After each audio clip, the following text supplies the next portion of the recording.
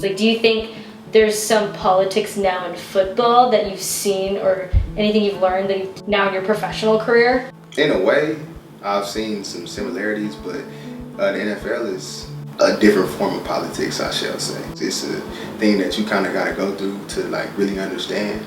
And I never really understood that until I got to that position. Like, I would hear that from some of my close friends and stuff like that that have been playing in the NFL for some time, but to really go through it myself, it was like a real eye-opening experience for me. Speaking of NFL, the drafting process, how did you like stay positive? Because your journey was a bit of a roller coaster. Yeah, it was real interesting. Prior to the draft, I went to the East-West Shrine game. Had a good showing there, All-Star game. Did well, talked to a lot of teams, talked to like 27 teams. Oh, wow. That's a lot. I didn't even know there were 27 teams. Had a great experience, at that game. And then just getting ready for pro day and all of that. I had one pre-draft visit to the Chargers, and that went well. The whole draft, those 3 days are really nerve-wracking. You sitting there and I'm watching like people get their name called, and I'm like, I got better stats than this person, or I feel like I'm, better than this person. But the other teams, they might see something different. You never know what the scouts see, or we know what they go by, and it's just you gotta really stay in tune with yourself, because it's a lot of moments where you get discouraged. Because I remember sitting at the crib, I was at home, my family, and just watching the draft, and just rounds going by. I was talking to teams during the week, but my phone haven't rang. I ain't talked to nobody. So I'm like, what's going on? It's my dream as a little kid. Am I gonna get the chance to fulfill that? Am I gonna get the chance to play in the NFL? And I didn't get the call until after the draft was over. Like, I got a call from Chicago when the draft was over. And I was talking to him the whole week leading up to the draft, and then a little bit in the draft. They had 5 picks, and it was like, we draft a safety, we're gonna draft you. The encouragement from my family, encouragement from some of my closest friends, and really God. That was its own thing in itself, not getting drafted and then signing to a team. It was like I was down and I was up. I was happy. And then I left a week later to go to Chicago. We had a rookie mini camp for 3 days, and then we was gonna get a break before the veterans came in, before we was gonna link back up with them. I was out there. Day 1 was good. Day 2, I signed my contract. Day 3 was getting ready to go home, and I got a text message from one of the front office people that was like, the GM want to talk to you. So I'm like, okay, cool. In my head, I'm like, they only had 5 picks in the draft. I was one of the first people that they signed after the draft. Like, he's probably calling me here to say, congratulations, welcome you here. I get up there, and first thing he said, Pickett, we're going to have to release you. What? Oh, after you just signed it too? The day before, yeah. Wow. So I'm like, what? It was like, yeah, we gotta let you go. I gotta sign kicker and some offensive defensive linemen. So I'm like, okay. I was sick, and I was in Atlanta for like 2 days, and I got a call from LA from the Chargers, and I flew from Atlanta to LA, and they brought me in for a tryout, a rookie mini camp tryout. So I was out here for 3 days. I thought they was gonna sign me after on the last day. I didn't get signed, so I flew back to Atlanta. And 2 days later, they called me and said they want to sign me. I had to fly back to LA. Oh my gosh. That's crazy. It's crazy how there's no certainty.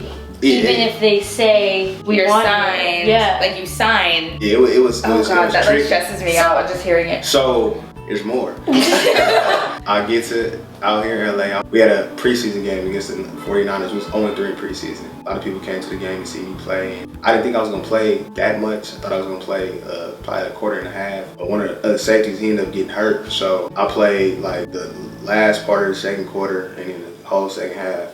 I got the interception to basically seal the game, to win the game. They was driving on us and everything. We was up by 3, but they was driving on us, and I was like, ooh, it's getting spooky. It was like a minute left to go in the game. Got the interception, celebrated the team, all of that. Happy, first win of the preseason, going into the regular season. I'm like, I'm for sure. I got a spot on the team now after doing this. I was playing pretty well in the preseason. I was second in the team in tackles. I want to say tied for first in turnovers. So I had a pretty good preseason. 2 days later, I get a call from the front office people, and it was like, it's always 2 days. So I got released. The GM, he just told me that he never had a spot for me. They was never looking to keep me. He thought I was gonna be gone after the rookie minicamp tryout. But you were just playing so well. It was just like, you kept impressing us, so he was like, we signed you. I planned on releasing you 2 weeks later. Oh my gosh, this is a You headache. kept doing crazy. good. So it was weird. One of their starting safeties got hurt. So they called me back and it's like, we gonna sign you. We know you know the defense and all of that. We're gonna sign you back. So I'm like, okay, cool. Sign. So they signed you, but then they said, okay, we're gonna sign you, but we don't plan on keeping you. But they signed you. Yeah. Oh my God. Do they just not tell you their plans, or They don't tell you the plans. You know nothing. You just know, okay, I'm here, and you try to do the best that you can. The second week, I had to pay for the hotel myself. While I'm trying to look for a place to stay. The safety that they drafted had a hamstring problem like the whole time, and he finally like, Pig, man, my hamstring is messed up. I'm not gonna be able to go. So I'm thinking, I'm like, cool. I'm about to play this week. Like I'm about to play. I'm sorry for him, Yeah. I'm about to play. So I was going to go sign my lease in Anaheim because we had workouts that morning. I get a call. So I'm like, this can't be right. Okay. Hello. Figure we need you to come to the facility. Like I was just up there. We had workouts this morning. I was there, all of that. Oh yeah, we know. But make sure you have your iPad. I got released. I got released 3 times. I got released in Chicago. I got released once by the Chargers and then twice. From May, I was with the Chargers from May until August 31st. Then I got released. They signed me back September 17th. They released me on October 1st. I was at home. I went back home. I was at home for 2.5 months basically. That's crazy. Like your whole story, and like I don't even know how a person could stay positive throughout all that, because you're getting a piece of it and then it's taken away, and then you're getting a piece and then it's taken away. So did you go through dips? Yeah, your mindset. Like how was your mindset throughout like the whole entire process? The first time I got released, it was a shock, you know what I'm saying? Because it was like 3 days later. Right. I just signed my contract. The second time, it was kind of like, I knew it was a possibility, but I didn't think it was going to happen. But then I was like, okay. Third time, I got released. I don't know what's going to happen now.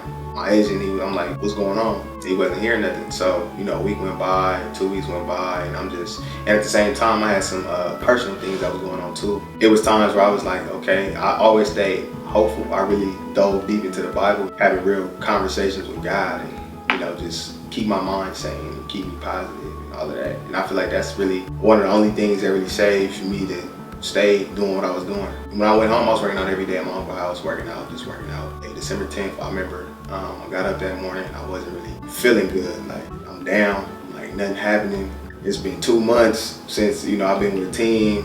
I'm sad, like I said, I had personal stuff that was going on too, and it was just like, why? Like, what am I supposed to do? So then I just prayed and I just like, God, I surrender.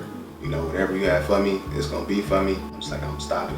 Like, I don't feel like working out. This is in the middle of me working out. I'm like, I don't feel like doing this, bro. Literally 2 hours later, I got a phone call from, I got a text message from my agent. Nancy, she called me from New England. She worked in the front office and she was like, we want to sign you to the team. So, oh, for real? She was like, yeah, bringing up stuff. You're gonna be here for the rest of the season. I called my brother. I just started crying on the phone, FaceTime. Pops and moms came home. And I was like, it's a moment. And I was out there, New England.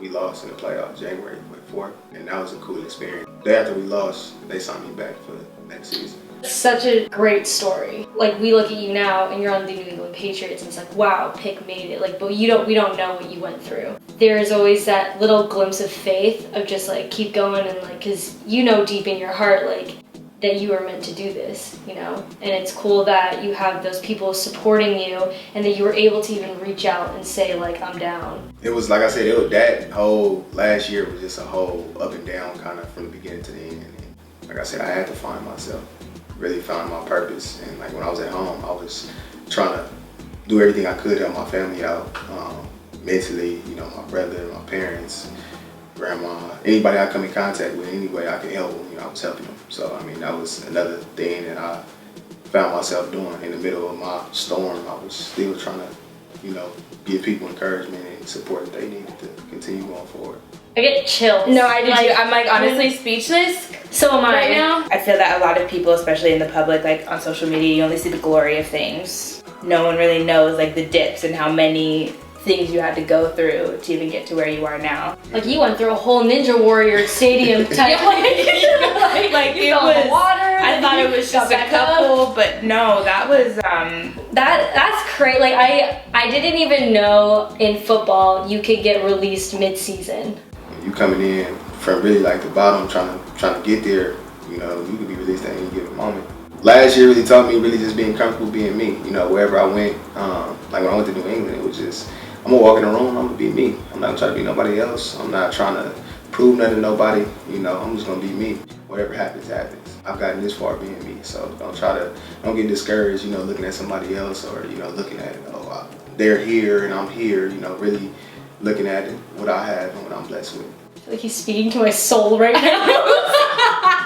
And it's you got that call. It's really easy to, you know, look at other people's success and, you know, why is that not happening to me, you know? But everything that you go through is really for a purpose. Figure that out, and you will start, like, worrying about all the stuff you can't control and worry about what you can control.